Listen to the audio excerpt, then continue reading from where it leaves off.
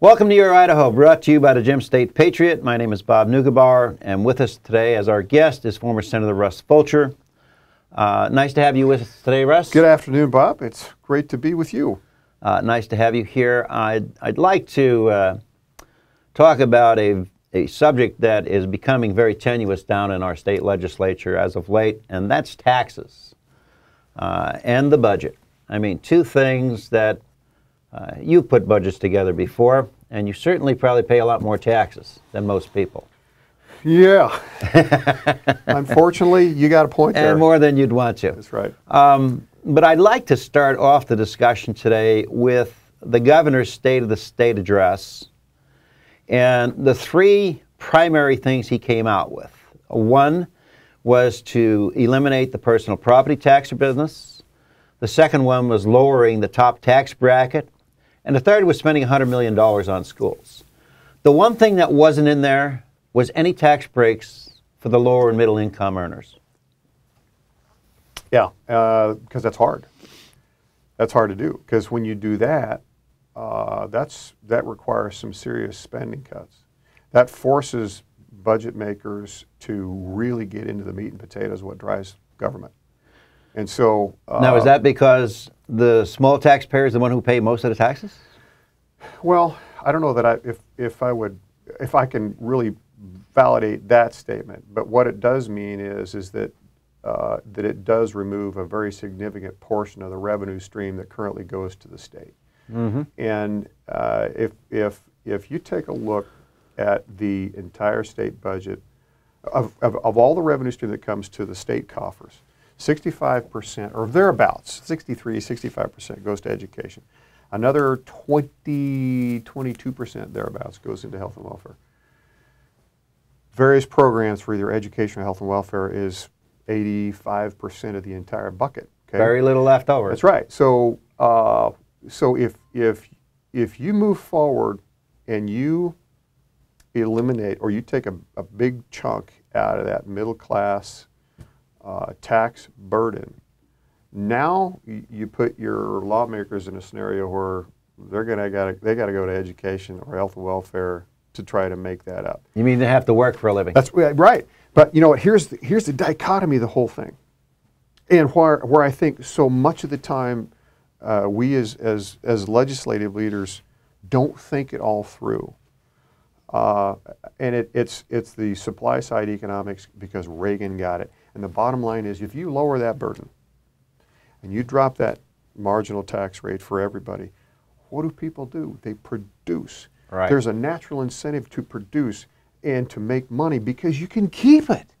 And that's an economy driver. And when you reduce the burden, you drop that tax level on people, then your economy always responds. And sometimes I think as lawmakers we're short-sighted in, we want to draw more blood from the tax-paying public, and that's the wrong approach. Well, let's talk about Representative Palmer's suggestions on higher gas taxes and higher registration fees, and then we'll go on from there, because I've got a whole series of questions I need to talk to you about. Where do you think this bill is going to go, and do you think they're going to get anything done with this? Well, they're going to get something done with it. I think it's I won't say a foregone conclusion, but pretty much. There's going to be increased funding for transportation in some fashion. I know Representative Palmer, I think, reasonably well, and I don't know exactly what the motivation is behind the bill that he introduced, but I'm going to guess that there's more to the story than just him introducing that bill, because all of the ingredients of that bill and I think his personal philosophy don't line up. Well, it kind of smelt like a trial balloon. Yeah, and maybe it was supposed to be a stinky trial balloon. Well, I assure you it was. Well, yeah, I felt a little odor when it came out. But basically in that bill, it's an omnibus tax increase bill. And so if it walked, rolled, or went through a cash register, it got a tax increase. But I don't think that is going to happen. But I do believe that there will be an incremental burden that you and I and anyone listening to this broadcast will bear by the end of this legislative session in the name of trying to increase our transportation funding. So we're going to impose a more regressive tax on the lower and middle income people. And, you know, this tax does not affect the wealthy people by any means. It disproportionately... Certainly not as much. No, it disproportionately affects the lower and middle income group. Right. And I mean by a lot. But then you take a look at the grocery tax, which is another extremely regressive tax. Now, you and Senator Baer had helped that by getting some of that money back at the end of the year through the tax credit. But the money that they're collecting after they give what they have back is minuscule in most cases. And my point here is, if you're going to try to raise a gas tax or registration fees, why aren't you looking at cutting that grocery tax out completely? Because it's not a huge sum of money. I mean, they lost more on the IEN project than that grocery tax brings in every year. Yeah, there's a long backdrop behind that, but I'll just summarize it by saying that that myself and then Representative Baer were at ground zero on this issue, and it goes back to 2006 when the penny sales tax was increased. We took issue with that. We wanted to offset that by removing the tax on groceries. That was not accepted at the time, so we went through about a 3-year process of figuring out a way to get a relief on grocery tax, and we finally succeeded after one governor's veto by implementing a credit. And that was because we knew we had to stage it in. In order to get something accepted, we knew that we had to stage it in, so we did it in the form of a credit. But now, the last stage is this year, is that correct? It's either this year or next, and I can't recall which one, but we're almost there. Right. And so the fiscal impact has been absorbed. Right. Okay. And so to your point, by eliminating it now, it makes perfect sense. I think that you bring up a very good point in the sense that probably the two most regressive taxes are grocery for food. Everybody's got to have food, and gas. Well, and also if you look at it from the viewpoint of which can you manage better, you can decide how much you want to drive, aside from getting back and forth to work. Some degree of you have some, yeah, some input. There's flexibility, but you got to eat. You got to eat, exactly, yeah, and that's right. My whole point here. I understand that there has been talk about getting rid of the grocery tax, but it's being resisted heavily by the eastern Idaho representatives. Do you know why they're doing it? I mean, here are the people who receive all of these farm subsidies from our federal tax dollars that don't want to get rid of a grocery tax here in Idaho. I don't understand that. I must be missing something. How candid is this program supposed to be? Are we open door? Okay. Open door. Okay. So, well, I'll tell you one factor, and there are those that are skeptical of this, but I absolutely know for a fact that it is an issue here, and it goes back to me.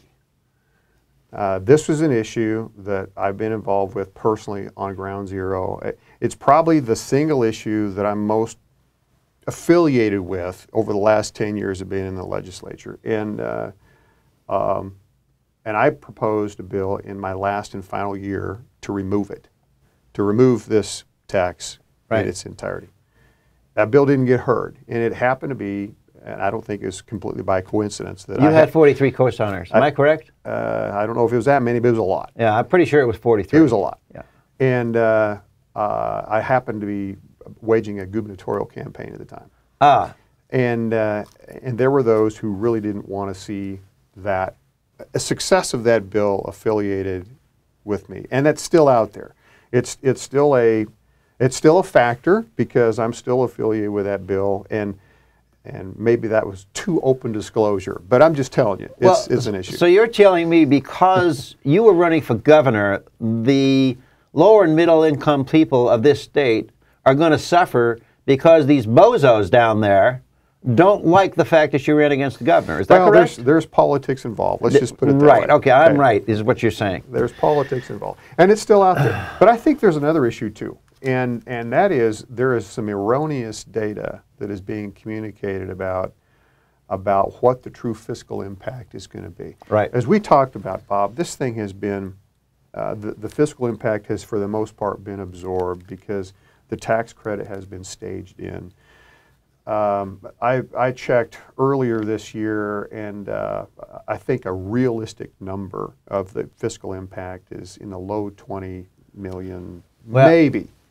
And it's being some of the lawmakers are being coached that, hey, if we eliminate this tax in its entirety, it's going to have a much bigger fiscal impact. That is not true. I think that any time that a conservative lawmaker considers an increase in transportation funding, they should not even consider that without removal of that grocery tax to offset that regressive nature that you bring up. Well, I've heard numbers anywhere from 20 million to 60 million. And, you know, they're spread all over the map from legislators I've talked to. One of them gave me the story that they're worried about losing all of that grocery money that the people from out of state that come here to vacation are buying, or that have second homes here. Well, I can't imagine that runs $60 million.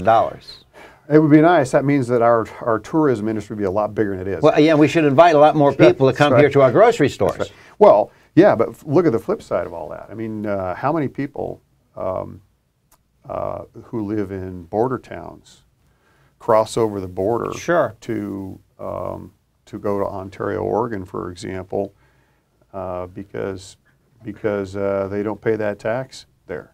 You don't see a Walmart or a Winco or an Albertsons in a border town for the most part. No, I mean, they can't survive. They can't survive there. And so therein lies another significant fiscal reason to stimulate that industry within our own state borders.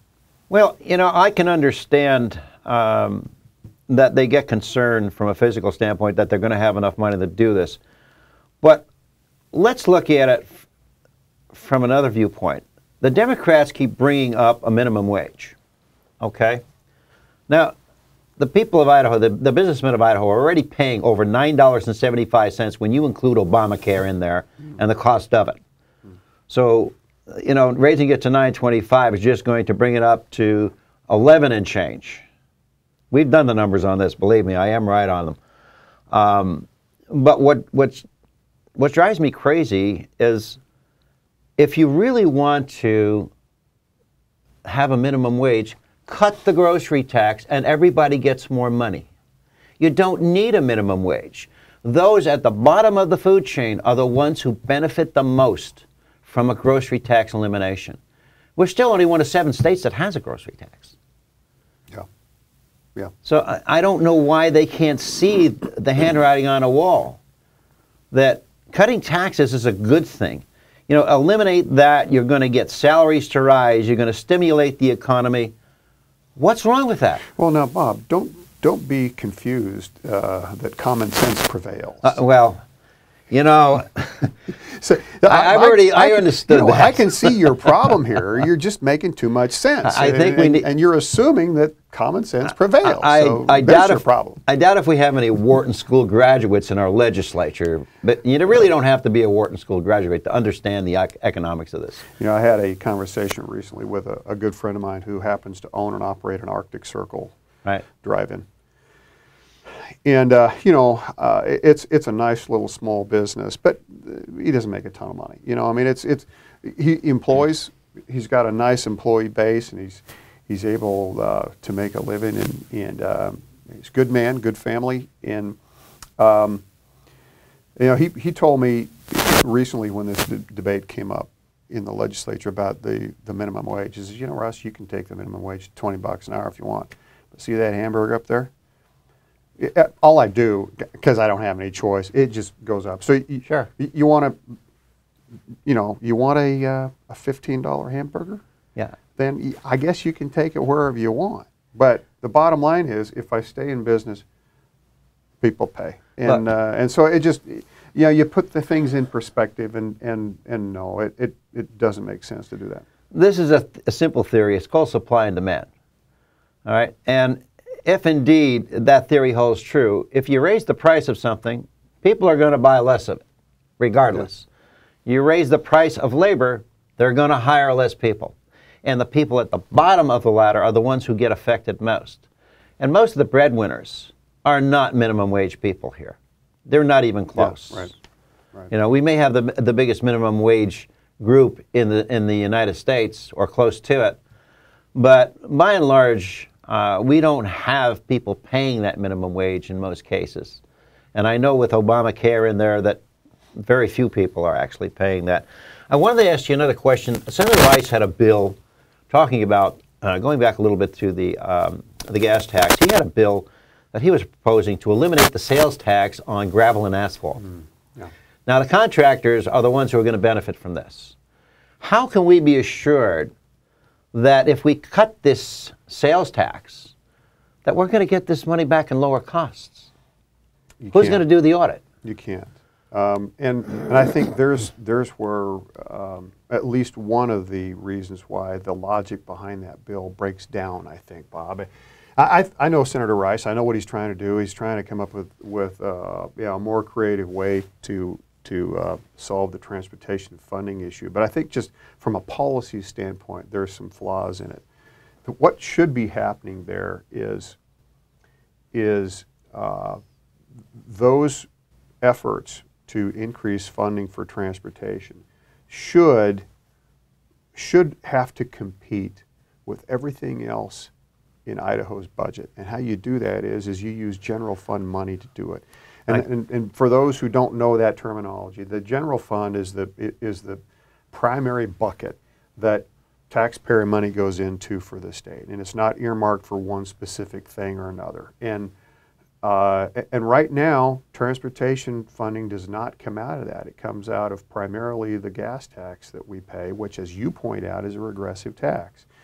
And so instead of removing a tax on a specific item like asphalt or concrete or whatever, gravel, I think would be, from a policy standpoint, better served if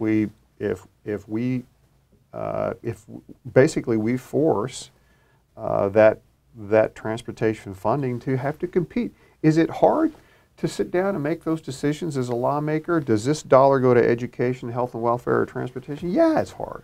But that's what we do, and that's what we're supposed to do. And I think that lean government, wise stewards of the people's money, because it is the people's money, should have to compete that way. Well, I agree with you 100% as far as competition goes. When you take a look at what they're trying to do, the gas tax doesn't work anymore. As we get more and more efficient vehicles, we have hybrid vehicles, we have electric vehicles, we have diesel vehicles, and the tax is not going to work. It's only, again, going to affect those at the bottom of the rung. A corporation does not pay a gas tax. They push it on to the cost of whatever they're delivering or whatever they're making.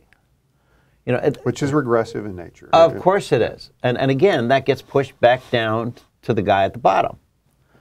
So the only way to really get this whole situation fixed is to do what you said.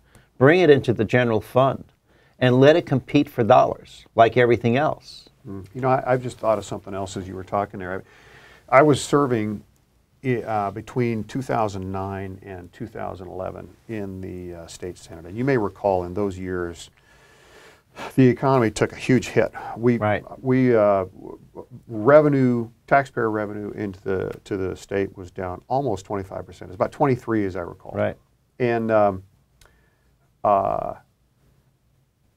we were forced to make some serious decisions on the most critical components of government.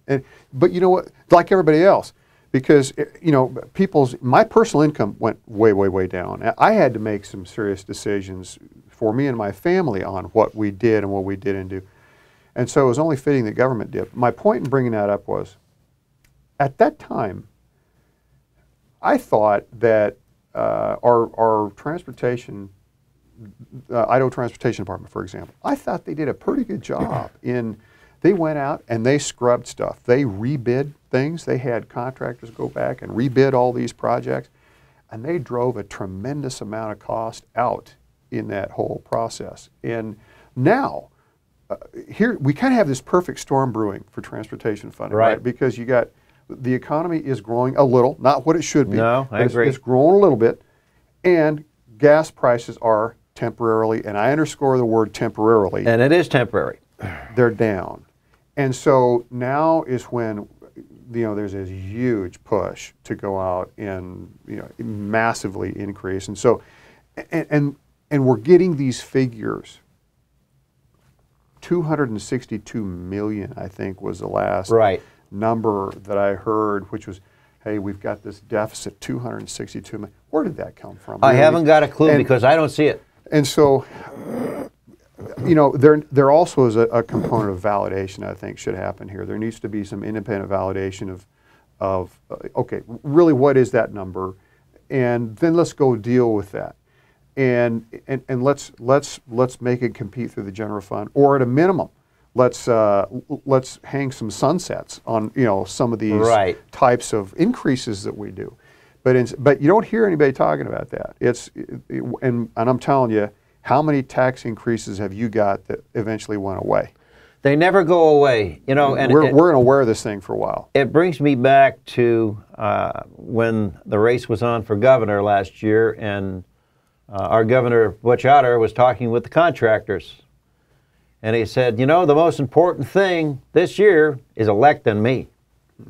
So evidently it wasn't the roads that was more important. It was electing him first. And he was going to do a study. He was going to get the contractors to do a study. And they did the study.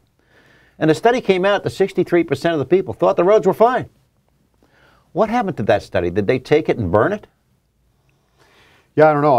In the last year and a half of my active life, I think I put about 35,000 miles on my Chevy pickup.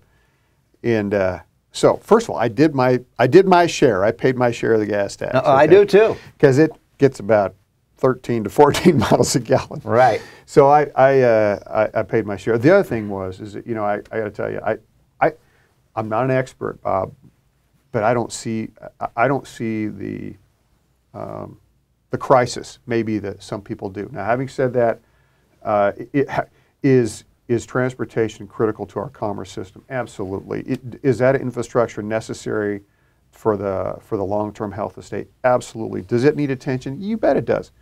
And so we should give that to it. But to try to make up for 262 million, that's a big number. And to try to make that all up in a year with these tax increases, I think it's going to have that reverse effect. Once again, it goes back to the whole ramification of adding burden onto the taxpayer. Right. By drawing those incremental taxes out of an already burdened tax base, you stifle it. And I've used the analogy before of it's like going to the Red Cross, and the blood donor is the taxpayer, right? And you got two options as the Red Cross. You can either take 1 pint a month, right, in perpetuity, or you can take 8 pints one time. And kill the patient. One time.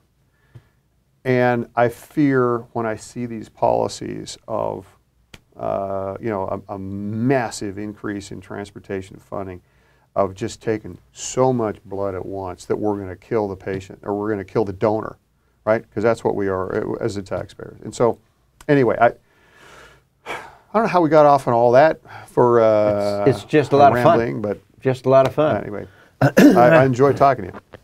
I got one more subject I wanted to talk about, which is my pet peeve subject. And it has to do with investment tax credits. We are one of, I think, 13 states that does not disclose who gets the credits, how much they get, or what the timing is of when they get them.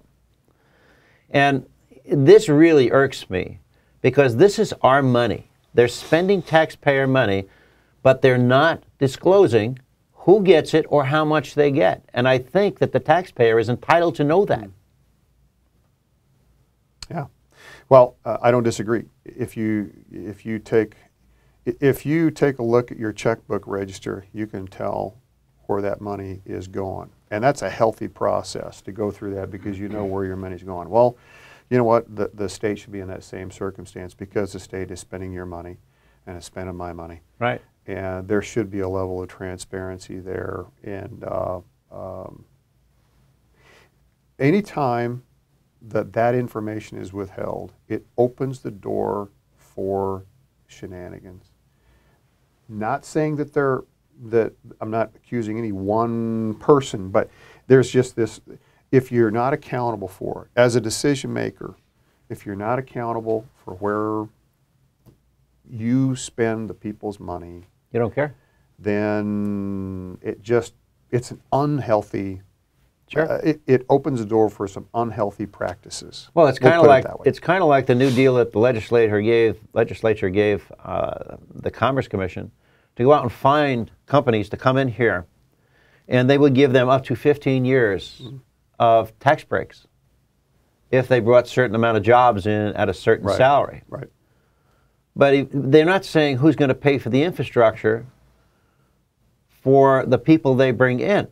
And for those who get the break, you know, they're not contributing to that. Right? No, they're not contributing, so the public is going to have to pay for that. It always comes out of someplace. They just don't get that. Well, it's a selection of winners and losers. And, right. Why is the government doing that? Once again, I think the reason they're doing it, I think, is because there's some neighboring states that are doing it, and so we feel like, or certain lawmakers feel like we have to match or beat or whatever. The long-term solution, I think the long-term answer to that, though, Bob, is instead of creating that incentive package to select the winner and the loser, I refute the notion that there has to be a loser. We should be back in winners and only winners, and how you do that is you drop that tax burden. I know I keep harping on that. No, you're 100% right. You know, the bottom line is that companies, wise companies, they want to see a track record. They want to see a history. They want to have some predictability before they invest in a big way. And if we as a state have a policy where, look, you know what? If you're good legal industry, good legal, we want you here. And do we have a whole long list of incentives to try to draw you in? No. But we have a low tax burden. We're going to work with you in order to get your business to engage. And not only that, because we have eliminated Common Core from our education system, we've got a wonderful educated workforce here for you. We want you in Idaho. That's the answer for the long-term business economic stimulation, or that's certainly one of the components you need. So you're saying lower the tax burden, broaden the base. You got it. You got it. And we didn't get into this, but there's another component that matches right with it, and that is open up the resource base. We got 62% of our, we're tenants in the state of Idaho. Absolutely. We got 62% of our lands being managed by the landlord, which is the federal government. And as a result, we have a service-based economy where there's way too many minimum wage jobs. And, you know, true prosperity comes when you combine that lower tax burden with access to your resource base, and then you manage it wisely. And, you know what? We just solved the whole economic growth issue right I know, there. isn't it great? Yeah. You know, I really need to get you back here shortly and talk about the lands issue and some of the problems with our medical situation here, but that's for another time. Thanks again for coming here, and thanks for spending the time and giving us your viewpoint. Hope you'll let me do it again. Thanks, Bob. Absolutely. Take care.